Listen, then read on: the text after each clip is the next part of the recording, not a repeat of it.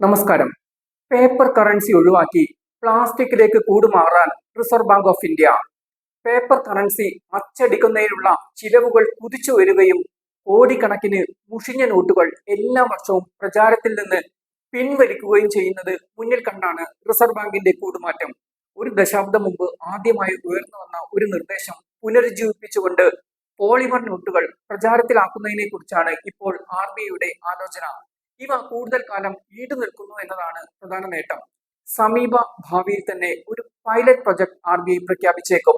പട്നയിലും മുംബൈയിലും നടന്ന RBIയുടെ കഴിഞ്ഞ 2 ബോർഡ് മീറ്റിംഗുകളിൽ ഈ വിഷയം ചർച്ച ചെയ്തിരുന്നു.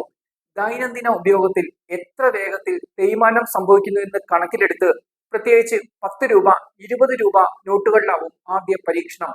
പരമ്പരാഗത കറൻസികളിൽ ഉപയോഗിക്കുന്ന കോട്ടൺ അധിഷ്ഠിത പേപ്പറിന് പകരം നേർത്തതും വഴക്കമുള്ളതുമായ പ്ലാസ്റ്റിക് ആവരണത്തിൽ അച്ചടിച്ച കറൻസി നോട്ടുകളാണ് പോളിമർ ബാങ്ക് നോട്ടുകൾ. പ്ലാസ്റ്റിക് ആണെങ്കിലും അവ ക്രെഡിറ്റ് അല്ലെങ്കിൽ ഡെബിറ്റ് കാർഡുകൾ പോലെ ദൃഢമല്ല, ഭാരം കുറഞ്ഞതും മടക്കാവുന്നതുമാണ്. കൂടാതെ പേപ്പർ നോട്ടുകളുടെ അതേ രീതിയിൽ തന്നെ കൈകാര്യം ചെയ്യാനും കഴിയും. പേപ്പർ നോട്ടുകളേക്കാൾ ഫലപ്രദമായി പോളിമർ നോട്ടുകൾ അഴുക്കു, ഈർപ്പം, കീറൽ എന്നിവയെ പ്രതിരോധിക്കും. അതായത് അവ വളരെ കാലം പ്രചാരത്തിൽ നിൽക്കും.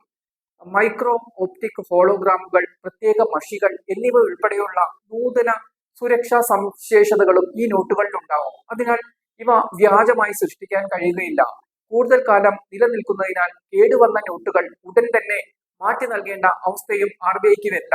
2025 മാർച്ചിൽ അവസാനിച്ച സാമ്പത്തിക വർഷത്തിൽ കറൻസി നോട്ടുകൾ അച്ചടിക്കുന്നതിനുള്ള ചെലവ് 6372.8 കോടിയായി ഉയർന്നു. മുൻ വർഷം ഇത് 5101.4 കോടിയായിരുന്നു. പ്രധാനമായും ബാങ്ക് നോട്ടുകൾക്കുള്ള ആവശ്യം വർദ്ധിച്ചതിനാലാണ് ഇത്രയും തുക കൂടിയത്.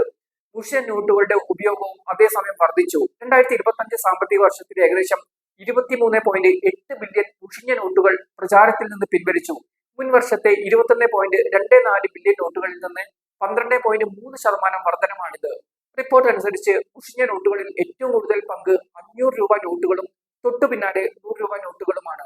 ഇന്ത്യ പോളിമർ കറൻസിയെ സമീപിക്കുന്നത് ഇത് ആദ്യമല്ല. 2012 5 നഗരങ്ങളിൽ കൊച്ചി, മൈസൂർ, ജയ്പൂർ, ഭുവനേശ്വർ, ഷിംല എന്നിവിടങ്ങളിൽ 10 രൂപ പോളിമർ നോട്ടുകൾ ഇറക്കാൻ തീരുമാനിച്ചിരുന്നു. നോട്ടുകൾ കൈകാര്യം ചെയ്യുന്നതിലെ പ്രശ്നങ്ങൾ, ATMകൾക്ക് അവ തിരിച്ചറിഞ്ഞ് വിശ്വസനീയമായി വിതരണം ചെയ്യാൻ കഴിയാത്ത തുടങ്ങിയ ബുദ്ധിമുട്ടുകൾ കാരണം ഈ സംരംഭം ഉപേക്ഷിക്കുകയായിരുന്നു.